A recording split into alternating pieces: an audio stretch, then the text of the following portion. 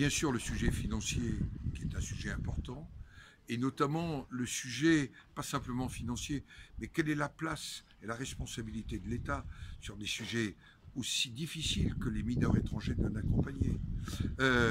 Les chiffres qui sont donnés, par exemple, ici en Charente-Maritime, où c'est 14 de plus chaque jour, maintenant.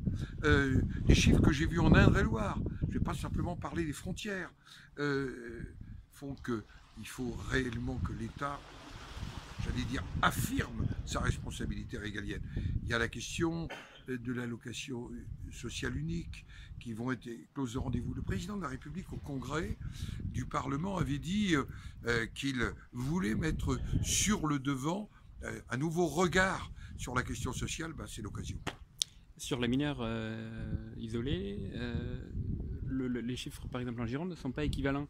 Vous citez l'Indre-et-Loire et la Charente-Maritime, ce que dit Dominique Bussereau, c'est aussi que c'est pas unanimement et bien reconnu. sûr, parce que ça dépend aussi, entre guillemets, il faut parler la vérité, des filières. Or, nous avons une évolution. Moi, je me suis rendu il y a 2 ans et demi à Lampedusa. Le rapporteur du Sénat, François-Noël Buffet, s'est rendu il y a quelques semaines en Espagne. On voit bien que l'Espagne est devenue un nouveau lieu où ces questions se posent et va donc se poser dans ces régions.